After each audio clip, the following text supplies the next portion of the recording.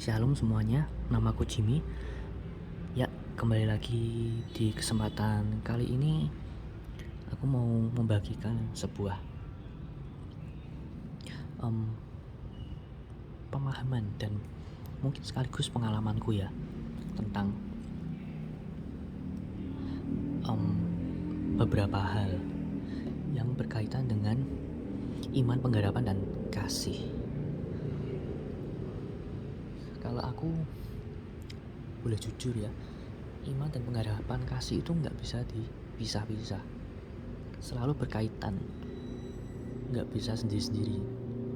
Jadi sudah dirantai tiga kata itu: iman, bahasa Inggrisnya faith, pengharapan, hope, dan kasih itu love. Kalau nggak ada kasih, nggak ada iman, nggak ada pengharapan. Kalau nggak ada pengharapan, nggak ada iman, nggak ada kasih. Kalau nggak ada keyakinan atau iman, nggak ada kasih, nggak ada pengharapan. Jadi ketiga-tiganya itu sudah di set satu kesatuan sama Tuhan. Tapi gini, urutannya apa dulu? Kasih dulukah? Iman dulukah? Pengharapan dulukah? Kalau menurutku sih nggak ada urutannya. Kalau Tuhan ngasih kita kasihnya kepada kita, berarti kita juga menerima yang namanya iman tersebut, keyakinan kita terhadap Tuhan, beserta sekaligus pengharapan kita kepada Tuhan.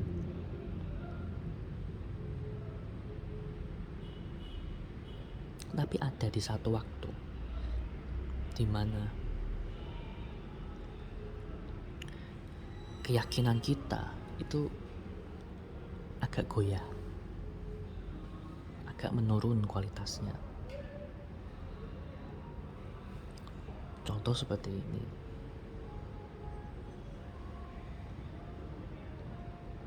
Ketika ada orang sedang mencari jodoh, mereka sudah berusaha semaksimal mungkin. Mereka sudah mencari kemana-mana. Bahkan yang online pun sudah dijelajahi. Tapi hari lepas hari, bulan lepas bulan, tahun demi tahun belum dapat juga. Gimana ini? Lalu orang tersebut berdoa sungguh-sungguh, Tuhan, di manakah jodohku? Tolong kasih aku petunjuk. Dan Tuhan hanya menjawab, aku akan memberikanmu yang terbaik.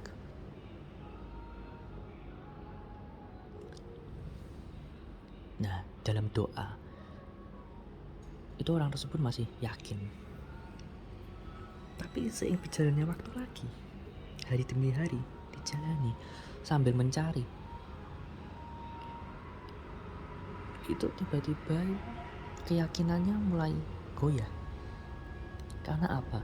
Karena menurut pikirannya, terlalu lama aku mencari, keburu usiaku tambah tua gitu. Tapi Tuhan berkata bahwa aku pasti akan memberikanmu yang terbaik. Aku pasti akan memberikanmu jodoh yang terbaik. Nah, tapi di sisi manusia kayak kurang yakin gitu.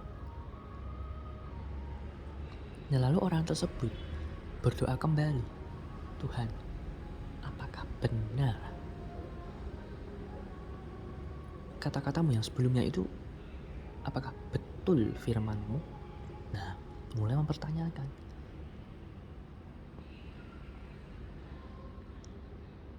Itu Tuhan, kalau Tuhan berhadapan langsung ya, Tuhan pasti sudah berkata, di manakah imanmu? Bukankah engkau percaya bahwa akulah Tuhan Allahmu yang berdaulat, yang berkuasa atas langit dan bumi? dan yang berfirman, maka semuanya akan jadi. Yang berjanji dan tak akan pernah diingkari. Yakinkah kamu akan aku?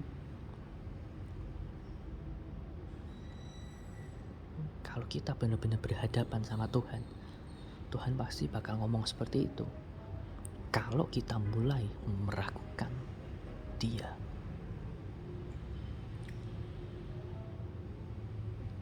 Itu bicara soal iman, tentang keyakinan kita, tentang kepercayaan kita. Kalau kita percaya sungguh-sungguh di dalam iman bahwa Tuhan adalah Tuhan yang berkuasa, Alfa dan Omega. Ketika Tuhan sudah berfirman, maka yakinlah bahwa semua itu akan terjadi. Jangan pernah meragukan firman-Nya. Jangan pernah sekalipun.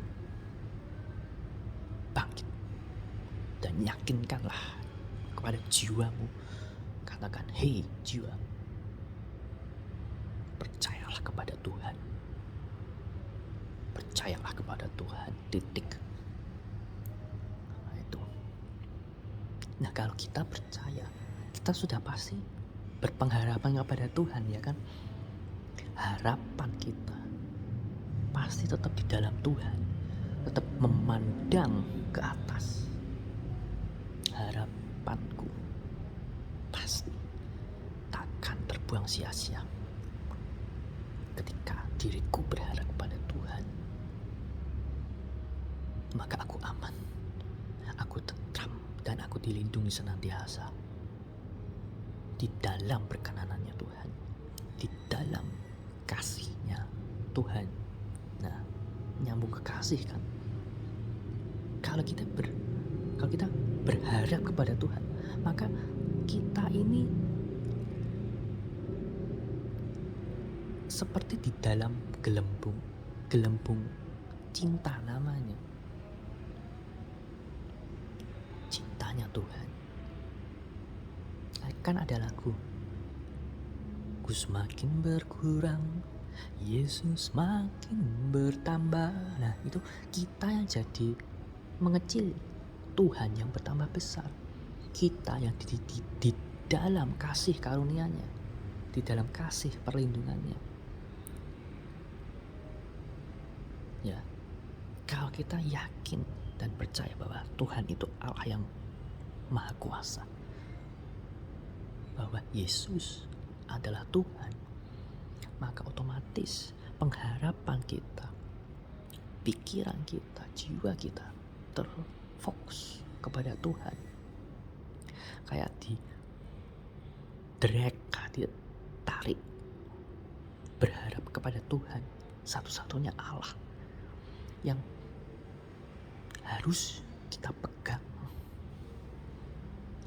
Nah, ketika kita berharap pada Tuhan, maka kasih Tuhan itu melingkupi seluruh jiwa, roh, dan bahkan tubuh kita. Kita jadi aman, kita jadi tentram, kita jadi damai.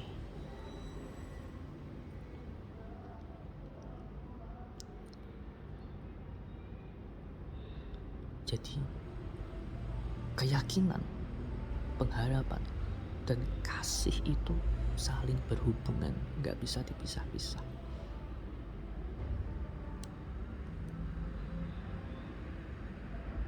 Kalau kita mencintai seseorang di dalam kasih Tuhan, pasti orang tersebut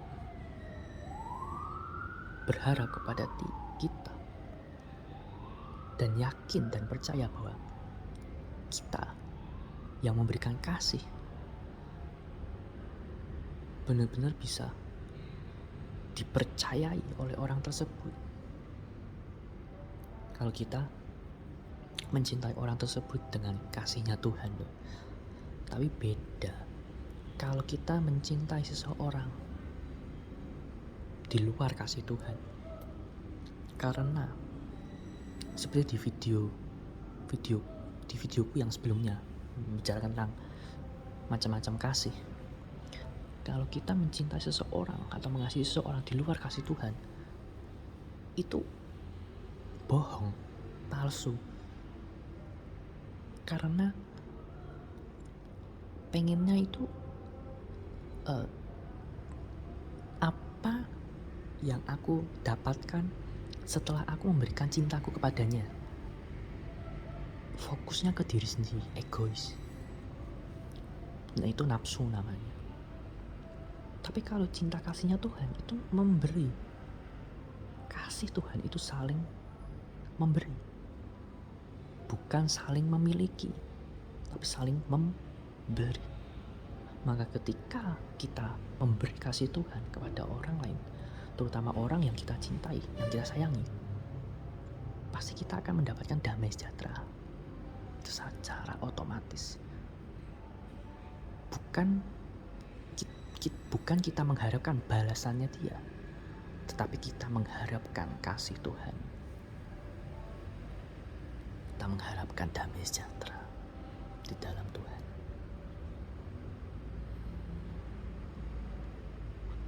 Kasih Tuhan itu memberi.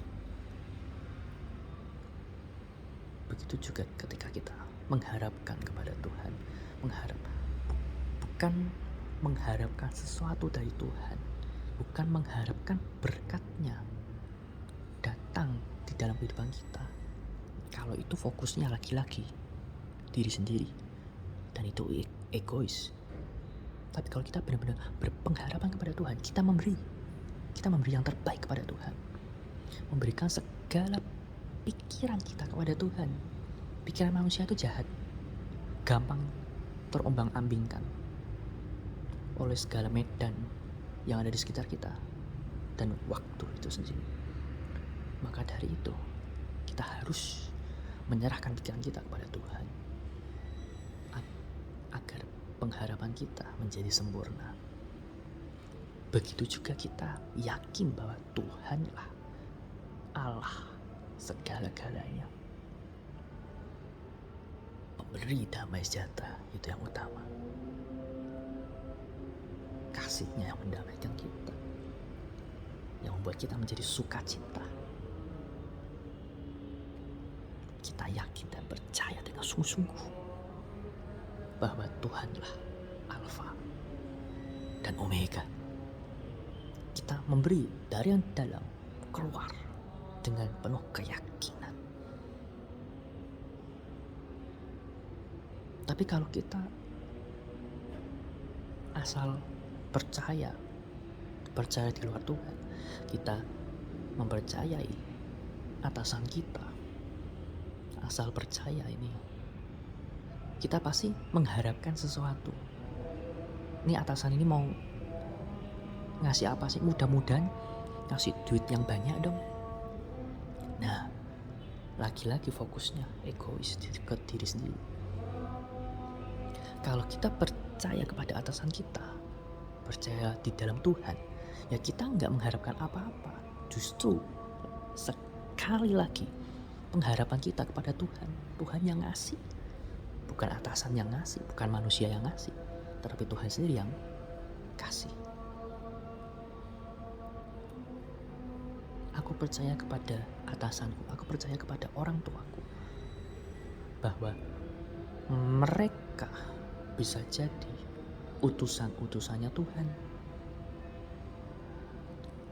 Kembali lagi, yakinnya itu sebenarnya kepada Tuhan, bukan kepada manusia.